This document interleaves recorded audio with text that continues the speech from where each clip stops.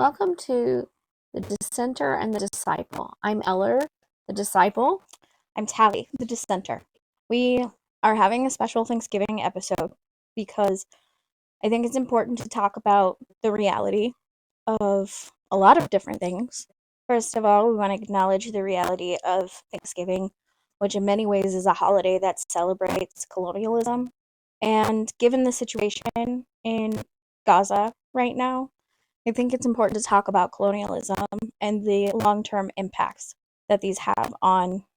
I want to preface this by saying I know there will be people who will be upset that we are talking about this, and I want to be clear that this is a very nuanced conversation. It's also a very difficult conversation. I'm not against Jewish people. The state of Israel is not the people of Israel. The state is doing something horrific that I cannot get behind. Children are dying. Hospitals, refugee camps have been bombed. It's horrible. This is a genocide. I saw a billboard just last week that said it's only been 78 years since the Holocaust. And here we are. It is a difficult thing because you go, wait a second. Jewish people were targeted and slaughtered for annihilation or genocide to enrich Hitler and his regime. And it continues to be a problem. White supremacy is a problem. And it continues to target Jewish people and so many conspiracy theories. The state of Israel is in this position of power, and instead of going after Hamas, it's going after the people that are very vulnerable, like you said, in the camps, the hospitals. It's just mind-boggling to me. I wish I could say that I am surprised. Unfortunately, I mean, the reality of the Israeli state is it has been a legacy of colonialism as they have continued to shrink Palestine and push the Palestinian people into smaller and smaller sections. It is very closely mirrored to what the settlers from England did to the indigenous people of this country, of the Americas. Yeah. It feels very real, and I think there are many of us who can look back on there's many of us who can look back on the occupation of the indigenous land and see that it makes sense that if somebody were to walk into your house and kick you out and say it's fine now, that you might fight back or get violent. And there's a long history of telling stories of the indigenous people, of native tribes being just because they use that as a way to try to paint them as civilized. And it's been going on way too long. And just realizing that really what it is it's a way to villainize people, and you would fight back if it was your land, if it was your home. Well, I think that's something you're touching on that is maybe why it's so hard for us to understand is we're not living there, right?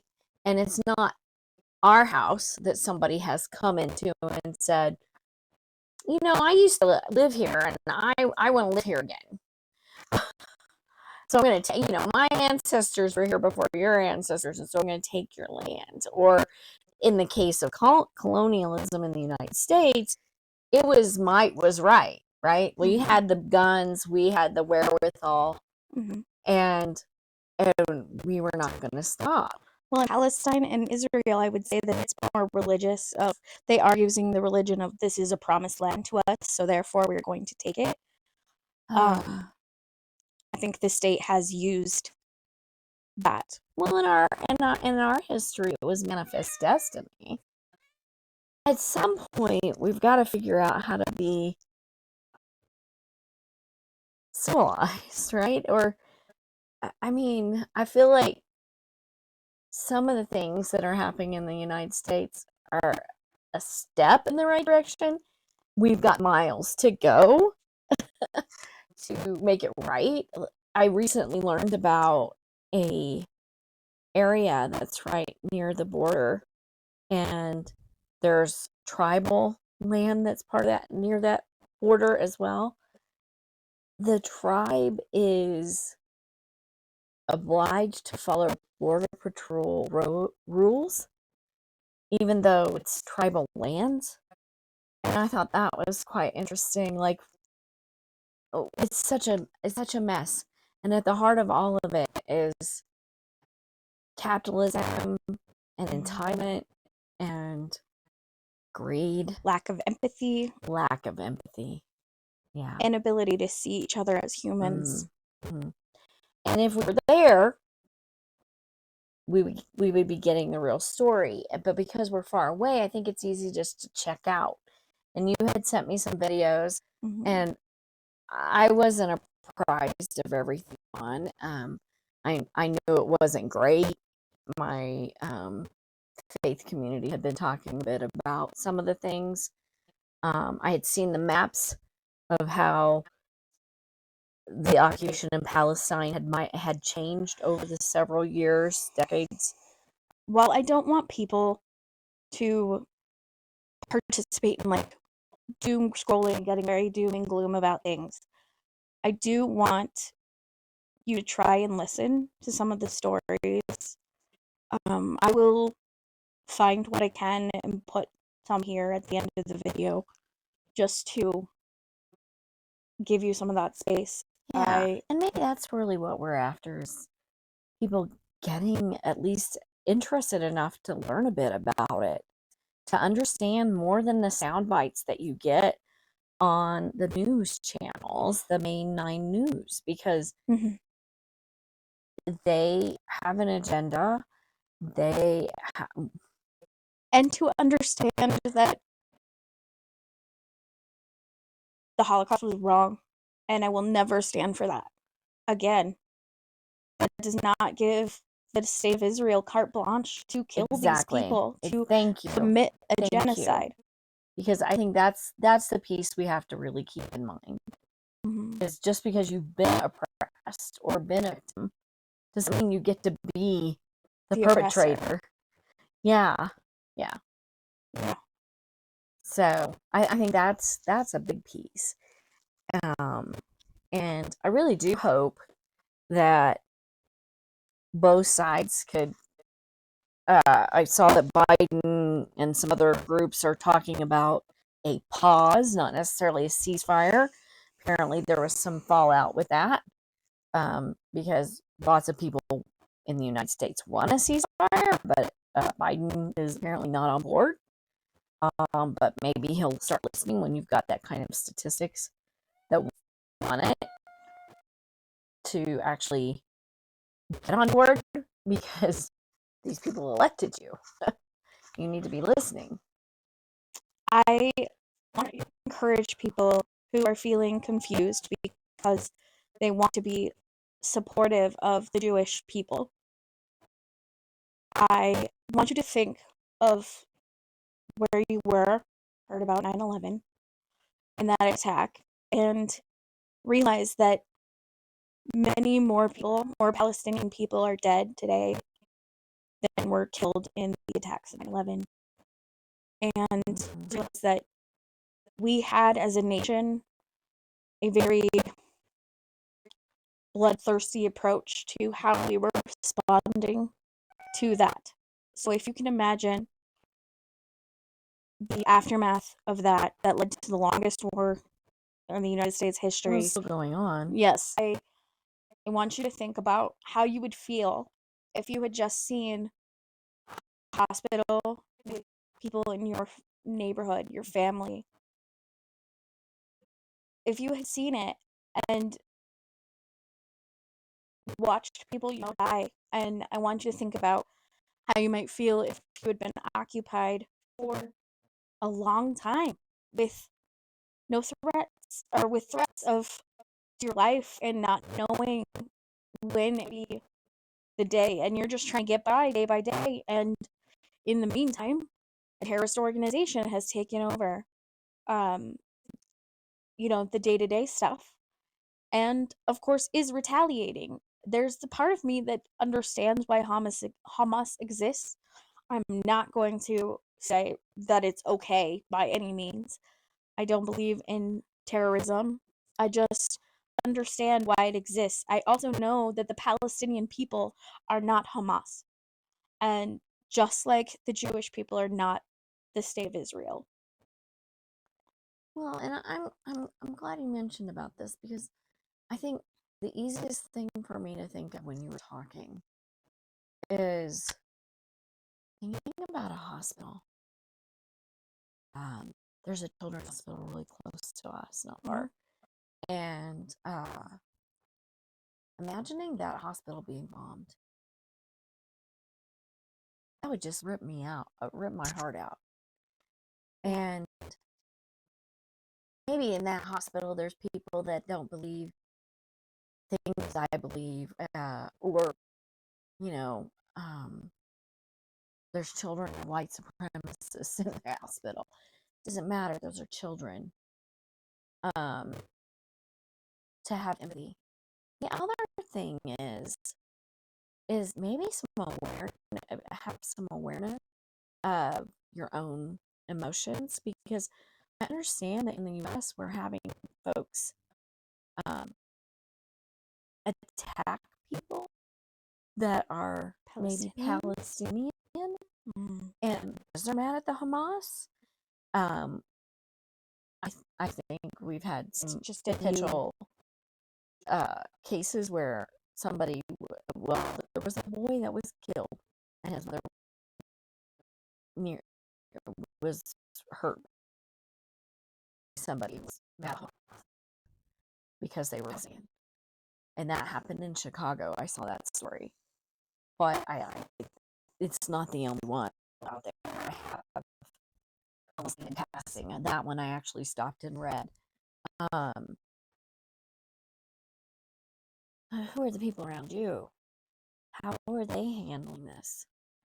If they're interested, are they angry? Are you angry? I'd say maybe take some time to figure out why. I'm not angry. I'm heartbroken. Yeah. I think it's terrible that we have found a way to evolve past hurting each other like this. Yeah. I want to believe we are better, that we can be better and do better. Well, and that kind of brings me to what Thanksgiving has meant to me. I vaguely remember as a kid in school plays about Thanksgiving or Columbus Day or whatever, but it wasn't too common. For me, it was always about spending some time with my family. And now there's a new thing called Friendsgiving. For people who don't necessarily have family close by, or maybe aren't as close to their families they'd like to be able to get together with people you care about. And imagine as you're getting together with those people you care about, somebody comes and rips them out of the room because they're Palestinian and you didn't know it. Or they're Jewish and you didn't know it. How horrible that would be. These are people we care about. And the people that are over there might be strangers, but they could just as easily been a friend if we'd had a chance to know them. So I really wanted to tell you, I want to encourage you, not tell you, but I want to encourage you to take some time to listen to the stories coming from Gaza, to try and hear the voices of the people, and try to remember some empathy, find some empathy. Encourage others to have empathy. And write your Congress people. Yeah. Put pressure anywhere you can. Go to protests if you have the availability.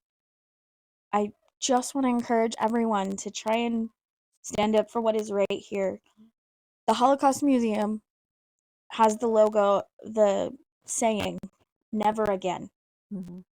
And I want to believe that means that we will not, as a world, stand by and continue to let genocide happen.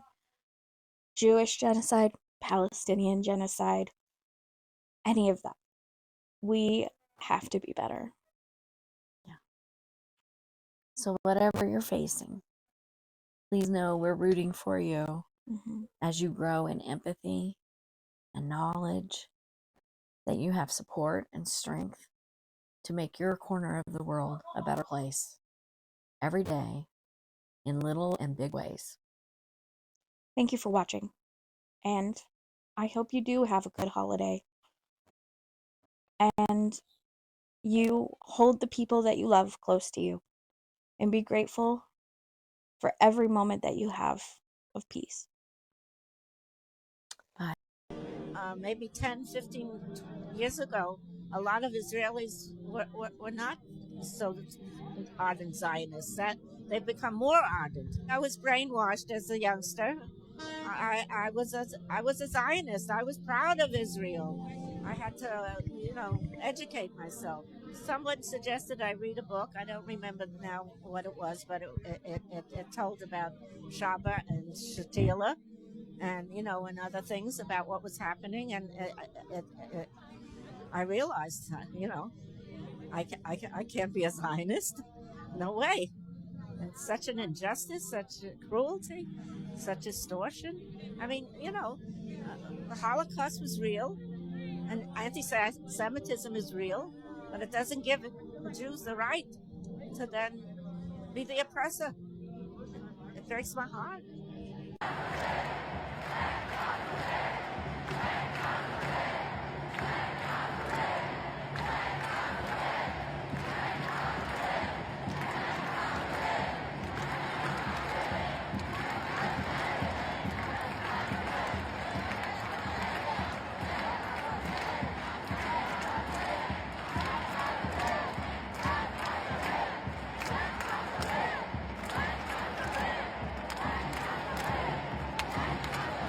Hidayah was in her last trimester when Israeli airstrikes forced her to seek shelter at a school. انقصفت تقريبا كل الدور اللي حوالينا، ما ضلش حدا بالمنطقة، والدار اللي جنبنا باللزق انقصفت ودارنا تضررت، فاضطرينا نطلع من دار لدار. اليوم إن شاء الله بدي أولد، والله عانيت. Hidayah is going into labor. She says she's endured unbearable suffering since October 7th. عانى من جميع الجهات، لا حمامات نظيفة ولا مدارس نظيفة ولا إشي. As Hidayah approaches the time of her delivery, she says her journey to the hospital was traumatic. لما جيت أولد ابني تعافي، إجا الإسعاف كان يقطع بنص الطريق، إجا على سبة يجيني صار قصف رجع، ورحنا من مستشفى لمستشفى، ومعاناة مش طبيعية. Women are being forced to give birth in the streets, amid the rubble, or in overcrowded shelters. The risk of bombardment is a constant threat. The lack of proper sanitation in overcrowded schools and hospitals is causing infectious diseases to spread. حكوا لي الحمد لله بالأشهر الأخيرة، لأنه صار عندي بكتيريا من الحمامات اللي مش نظيفة بالمدارس. Hidayah gave birth to a baby boy. She's already worried about having no safe place to return to. مكان مكتظ، مكان فيه ضغط كبير، الصف فيه أكثر من 20 شخص، الحمام بدك تستني طابور عبد ما يجيك الدور، المية مش متوفرة، قد ما يوفر العدد كبير بتقطع كتير. Following our interview with Hidayah, the maternity ward where she had been resting with her baby was hit. She was forced to flee just hours after giving birth. لا هو فجأة لقيت إشي هيك شبابيك بتتكسر لنا بالأوضة، إشي بهيل علينا، بيحكوا إنه الطابق اللي إحنا الفوقينا انقصف. إجينا بدنا نطلع برا المستشفى، لقينا الغاز كمان يملى الدنيا. معنا بطل في، مش قادرة أمشي، فيش أعصاب. الناس كلها بتجري، بدها تطلع من المستشفى بأقرب وقت عشان لحظة يجرى لها إشي. وبرا لا في برا أمان ولا في جوا أمان. It's against this backdrop of relentless violence that more than 180 women are giving birth every day. يعني حتى أنا حاملة الهم لأنه المدارس مش نظيفة، بعد ما أولد وين بدي أقعد؟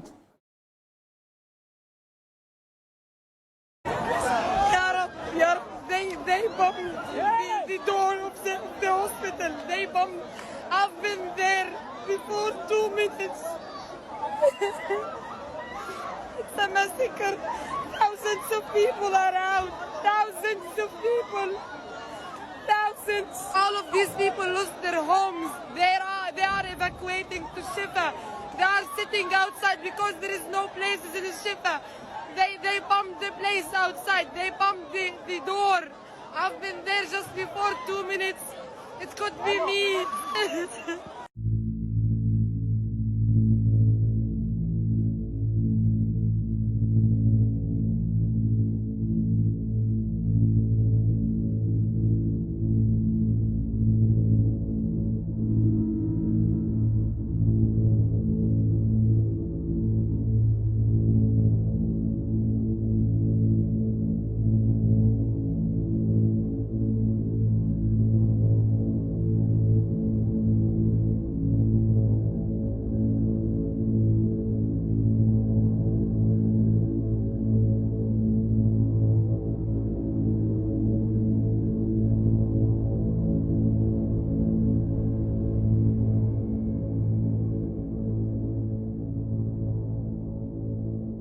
Here are the latest update coming from Gaza. Today is November 18th. The Israeli occupation forces forcibly displaced the people who are taking refuge in the Al-Shifa hospital, along with the patients and medical staff. They only left 5 doctors to take care of 200 patients. And this...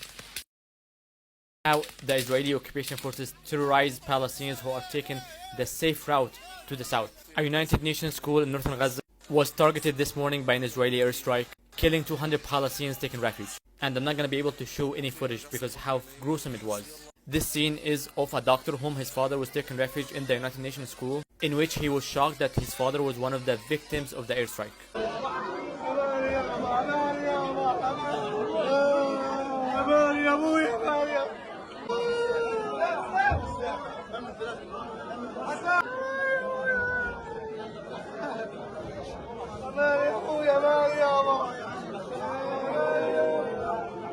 Thirty-two were killed in Al Jabalia camp by an Israeli airstrike.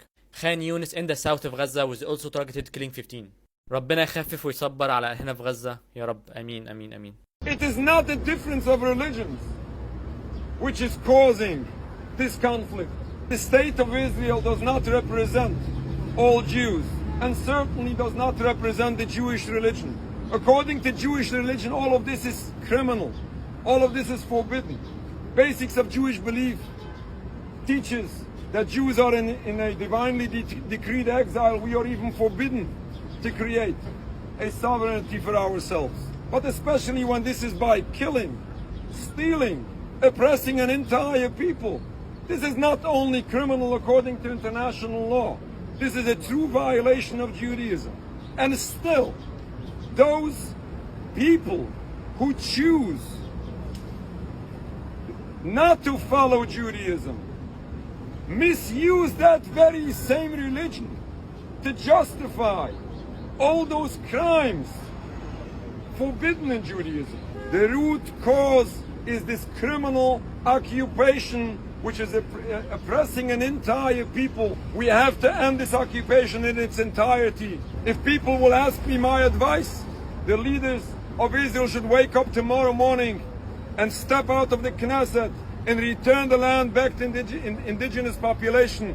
I guarantee peace. The conflict between Israel and Hamas is not a conflict between two equal sides. This is a fight between civilization and savagery, between decency and depravity, and between good and evil.